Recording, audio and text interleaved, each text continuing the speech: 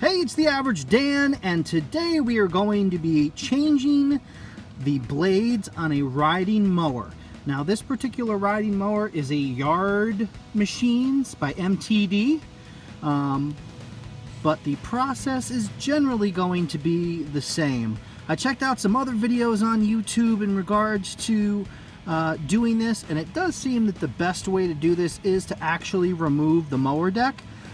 So we're going to try to simplify this as much as possible and make it a little more straightforward for you. So obviously, when you're dealing with something like a mower, safety is a primary concern.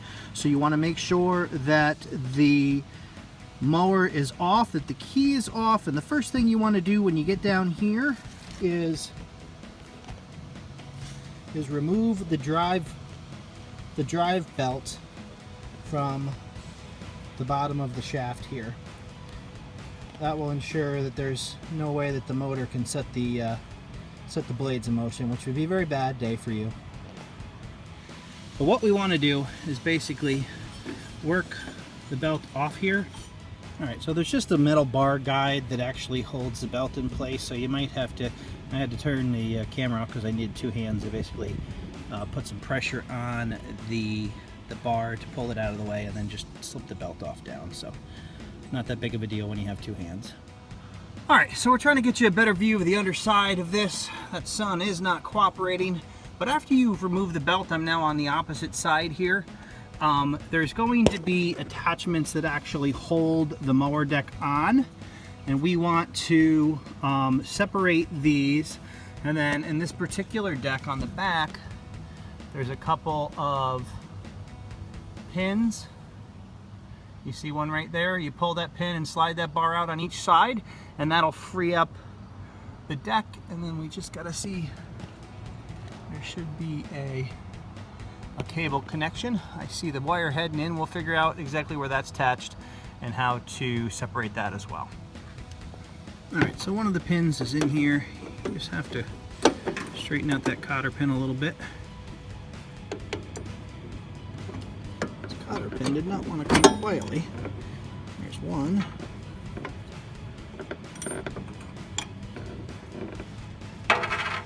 This guy just pushes out side.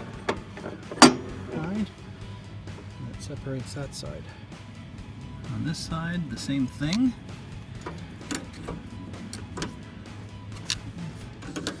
This cotter pin is going to be as much as a bully as the other one was, but holy goodness. Cotter pins are not usually that difficult to take off.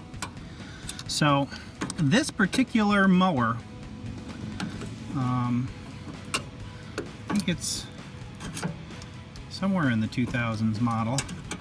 We actually got for 30 bucks at the end of our road because somebody had basically just driven it into the ground. Part of the mower deck connection had broken. And they kind of just wired it up. They didn't actually fix it the way it should have been fixed. And they basically just drove it into the ground and then put it on the side of the road for sale for like 30 bucks. And I saw it and jumped all over it, and myself and my dad looked it over and started just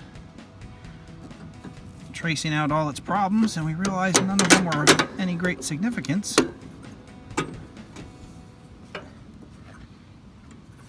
These are the most obnoxious cotter pins ever. Alright, so one thing you can do to make this easier is this whole thing has a little bit of play in it. So if you're having trouble getting the cotter pin out, see how I can move this now? Just make sure that this and the bar are pushed together. That'll give you a little room behind the cotter pin and make it a whole lot easier to take it out.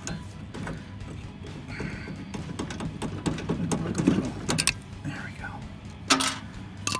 Alright, cotter pin, washer. And then, there's weight's kind of resting on it now, so you might have to lift up a little bit. Put that bad boy out. And we're down. Alright, so in this case the throttle connection has a ring that holds it in the hole.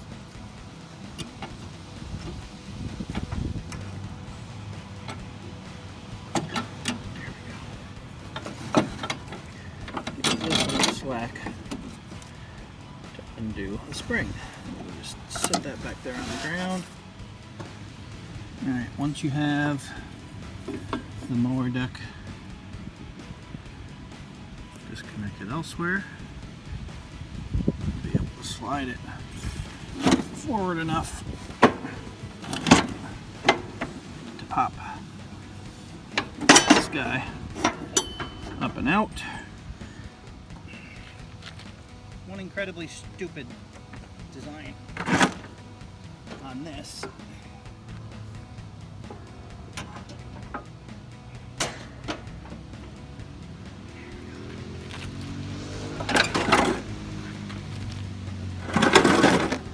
is that the arms that actually connect it want to keep falling down, and as they do they get blocked or stuff gets caught up on them. So if you don't want to bust any fingers or anything, you might want to do something to secure those bars up as you're moving it out. Or like I did, I just held them up and scooted it and held them up and scooted it. But you want to save yourself some time ahead of time, just wire them up or pin them up to the underside of the tractor so they're not in your way when you're trying to pull this thing out. Alright, so before you put this back on, it's also a good opportunity to clean this thing out. As you can see, this one could use a little cleaning. As I mentioned, we picked it up secondhand from somebody who abused it royally, so we'll try to clean this up a bit before we reattach it. Now to put on the new blades. Alright, so when you're taking off the blades, you need to stop them from spinning while you're trying to remove the nut. In this case, I just threw a C-clamp in there and tightened it up. It'll stop the blade from spinning and give us the ability to turn the nut without the blade rotating. Alright, so I sprayed that nut with a little PB blaster. I'll throw a link to this stuff in the description below, as well as a link to the actual blades I'm going to put on. But it's a little reluctant to come off, so we'll give it a minute and see if we can encourage it to come off. Okay, so this nut was a little bit difficult to get off, and I had the luxury of using a larger pipe wrench.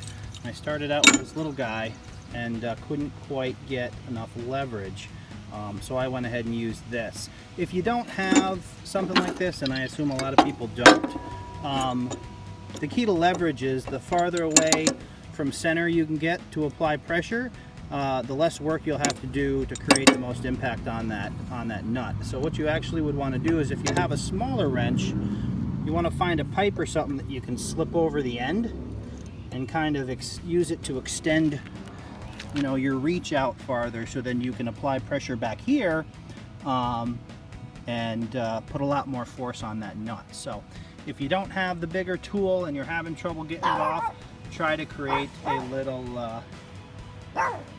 leverage while your Chihuahua barks at you as if you're an intruder. Alright, so I have the nut off, and I have the blades I purchased, the Extreme 42-inch. I'll put it, like I said, I'll put a link to these in the description as well, and I'll show you exactly how to put these on. Right there it says grass side. Alright, so this part should be straightforward. If you go to take the blade off and it's stuck, just give it a little rap-a-tap-tap with your wrench and it'll pop right off. Again, we're upside down, so grass side down is up. Get that in place.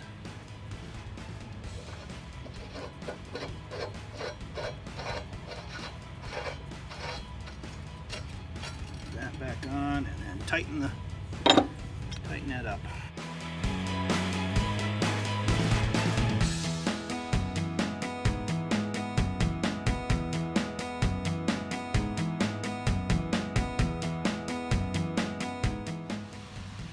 Same process on the other side.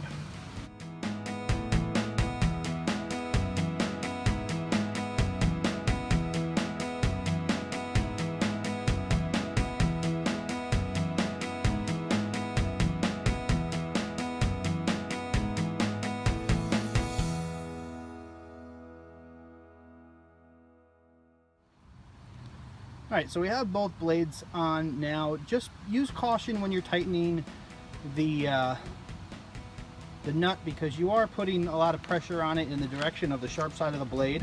So be sure to guard against that and do not injure yourself doing this. So I loosened up some of this material. It was amazing what was actually wound up in this thing. Just total neglect in terms of maintenance. So we're going to go ahead and flip this over and get it reattached and get this lawn mowed. There's a lot of it out there.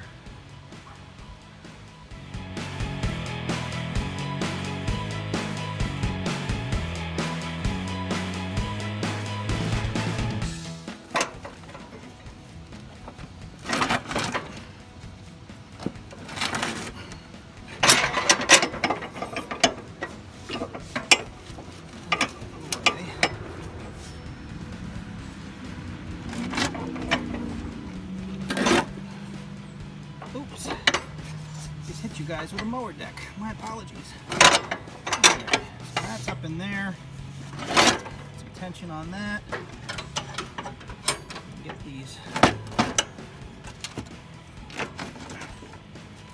back bars connected now. Get you a better view on those. This has got to reach this guy down. So we want all these guys to meet. I'm just putting the cotter pin in over here and bending it so it doesn't come out. Got the one side on. Hop over, do the other side. Pick up the weight a little bit.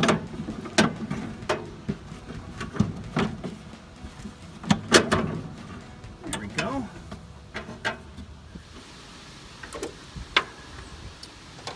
That's attached. I'm not sure how much of this you can see, so I'll just talk you through it. So after you attach the spring on the back side, there's a little plate that the cable locks into. On one end of the rectangle there's a hole that you put the flat side down through. The spring has to go underneath the cable. And then we're going to go ahead and put the belt back on, and as you remember, we had to put some tension on this bar to get the cable in there, so I'll do my best to do that from this side so you guys can see, even though the best side to do it from is where you guys are. So basically we want to put a little bit of pressure on this bar. There we go. Get that up in place. All right, I think we're good to go.